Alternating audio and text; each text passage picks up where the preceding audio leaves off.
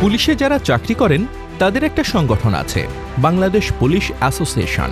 ব্যবসায়ী, গাড়ি চালক, বাজার সমিতির মতো পুলিশের চাকরিজীবীদের সমিতি বলা যায় এই সংগঠনকে। তারা যে একটি বিবৃতি দিয়েছে তাতে বলা হয়েছে, দেশের আইন শৃঙ্খলা রক্ষা, জননিরাপত্তা রক্ষা সহ নানা রকম নিরবচ্ছিন্ন জনসেবা প্রদানের দায়িত্ব পালন করে পুলিশ বিভাগ। বিষয়টি অস্বীকার করার সুযোগ নেই।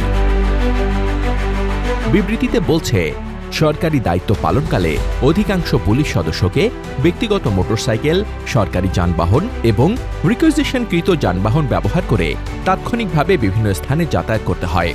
কিন্তু বর্তমানে সারা দেশের বিভিন্ন জ্বালানি পাম্পে জ্বালানি তেল সংগ্রহের জন্য পুলিশ সদস্যদের সাধারণ জনগণের দীর্ঘ লাইনে দাঁড়িয়ে ঘণ্টার পর ঘণ্টা অপেক্ষা করতে হচ্ছে।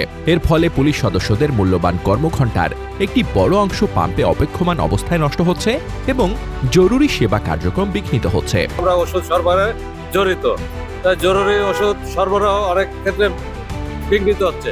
আমরা এটা দ্রুত সমাধান চাই। বিবৃতিতে আরও উল্লেখ করেছে, অনেক ক্ষেত্রে পুলিশ সদস্যরা লাইনের বাইরে গিয়ে জ্বালানি সংগ্রহ করতে গিয়ে জনরোষের মুখোমুখি হচ্ছেন। ভ্রাম্যমাণ আদালতের জরিমানারও সম্মুখীন হয়েছেন কেউ কেউ। এজন্য পুলিশ সদস্যদের অগ্রাধিকার ভিত্তিতে পৃথক লাইন ও বিশেষ বুথের মাধ্যমে জ্বালানি তেল সরবরাহের ব্যবস্থা চেয়েছে সংগঠনটি। এই বিবৃতি আমাদের সামনে তুলে ধরছে জ্বালানি পরিস্থিতি কতটা ভয়াবহ। পুলিশ কিংবা সাংবাদিক, চাকরিজীবী কিংবা ব্যবসায়ী, সমগ্র বাংলাদেশ এখন লাইনে দাঁড়িয়ে। কেউ জানে না কবে শেষ হবে এই লাইনে দাঁড়িয়ে সময় ক্ষেপণ। অথচ সরকার বলছে তেলের মজুদ নাকি বিপুল। আমার মজুদ আছে, কিন্তু ওই যুদ্ধ কবে থামবে কেউ তো আমরা জানি। নিউজে দেখতেছি যে তেল আছে, কিন্তু বাস্তবতা তো হচ্ছে যে এসে দেখতেছি যে এখানে তেল নেই। শুধু কি পুলিশ বাহিনীর সময় মূল্যবান? বাকি ছাত্র, শিক্ষক, চাকরিজীবীদের কর্মঘণ্টার মূল্য কিভাবে দেবে? সবার জন্যই কি এখন আলাদা লাইন হবে? আজকে তেল নিতে যাই এই পর্যন্ত আমি মোহাম্মদপুর থেকে গুলশান পর্যন্ত প্রায় 7 থেকে 8টা পাম্প করছি। বেশ কয়েকটা বন্ধ, 2-1টাতে আছে, কিন্তু সিরিয়াল আছে প্রায় 300-400 গাড়ি।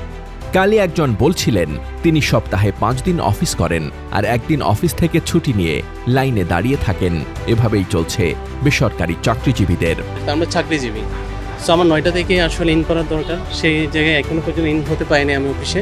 পুলিশ বাহিনীর সদস্যরা বিশেষ লাইনে তেল প্রাপ্তির ব্যবস্থা করতে পারবে, কিন্তু অসংখ্য সাধারণ মানুষের জন্য তেলের সংকটের সমাধান নিয়ে কি করবে সরকার? ভ্রাম্যমাণ আদালত জরিমানা কি তেলের সংকট মেটাতে পারবে?